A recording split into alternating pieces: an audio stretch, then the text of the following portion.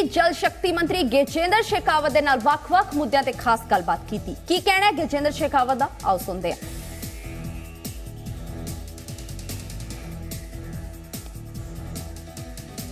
ਭਾਰਤ ਸਰਕਾਰ ਦੇ ਜਲ ਸ਼ਕਤੀ ਮੰਤਰੀ ਗਜਿੰਦਰ ਸਿੰਘ ਸ਼ੇਖਾਵਤ ਦੀ ਸਾਡੇ ਨਾਲ ਨੇ। ਸ਼ੇਖਾਵਤ ਸਾਹਿਬ, ਤੁਸੀਂ ਪੰਜਾਬ 'ਚ ਘੁੰਮ ਰਹੇ ਹੋ ਤੇ ਉਸ ਦੇ ਵਿੱਚ ਤੁਸੀਂ ਜਿਹੜੀ ਭਾਰਤ संकल्प यात्रा भी ਤੁਸੀਂ ਲੈ ਕੇ ਜਾ ਰਹੇ ਹੋ, ਤਾਂ ਉਹਦਾ ਕੀ ਰਿਸਪੌਂਸ ਮਿਲ ਰਿਹਾ ਪੰਜਾਬ ਦੇ ਵਿੱਚ? देखिए, विकसित भारत संकल्प यात्रा दो दृष्टिकोण से अत्यंत महत्वपूर्ण है। पहला दृष्टिकोण, माननीय नरेंद्र मोदी जी की सरकार बनने के बाद में सरकार ने इस संकल्प के साथ में कि देश के सामान्य मानवी के जीवन में परिवर्तन ला करके सामान्य मानवी को, गरीब व्यक्ति को मूलभूत आवश्यकताओं के संघर्ष की चुनौती से बाहर निकालकर देश को विकसित करने के इस प्रयास में, इस प्रयाण में उसकी भी सहभागिता हो, इसको सुनिश्चित करना। पिछले लगभग 9.5 साल के इस कालखंड में माननीय मोदी जी के नेतृत्व में जितनी भी योजनाएं हैं, चाहे वो गैस का चूल्हा देने की हो, घर बनाने की हो, शौचालय बनाने की हो, बैंक का खाता देने की हो, आयुष्मान भारत के माध्यम से सुरक्षा कवच देने की हो, इन सब योजनाएं, चाहे पानी पहुंचाने की हो, इन सब योजनाओं में last mile connectivity, last mile delivery तक को सुनिश्चित करने के लिए देश की सरकार ने काम किया है।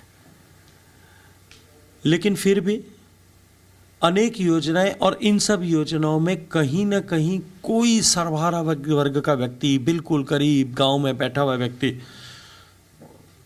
वो शायद वंचित रह गया है। इस तरह के समाचार सगाए बगाए अनेक जगहों से मिलते हैं।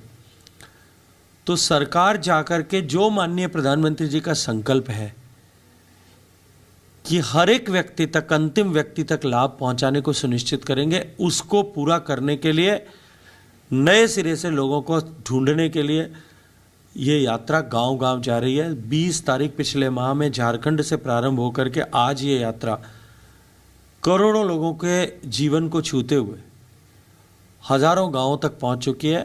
आने वाले 26 जनवरी तक देश की 2.5 लाख पंचायतों तक ये यात्रा पहुंचेगी। विकास यात्रा की बात कर रहे हैं आप कि सभी को हम जो है योजनाओं का फ़ायदा दे रहे हैं, मतलब पंजाब सरकार तो उल्टा बोलती है।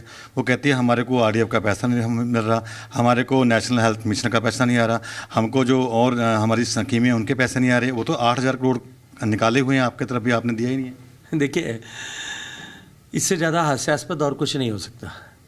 जब नरेंद्र मोदी जी की सरकार बनी थी तब उन्होंने कोऑपरेटिव फेडरलिज्म का नारा दिया था। अब जो सरकारें अपने एंड पर, अपने यहाँ जिन चीज़ों को करना है उनको डिलीवर करने में विफल रही हैं, या योजना के अतिरिक्त योजना से आगे बढ़ कर के अपने दृष्टिकोण से परिवर्तन करके उसमें कुछ काम कर रही है, उनको जब पैसा नहीं मिलता है तब वो इस तरह के दोषारोपण करें, ये स्वाभाविक है। और मुझे लगता है कि ये राजनीति से प्रेरित होकर के इस तरह के, या राजनीतिक लाभ से की अपेक्षा में इस तरह के दोषारोपण किए जा रहे हैं, ये धरातल से सर्वथा दूर है।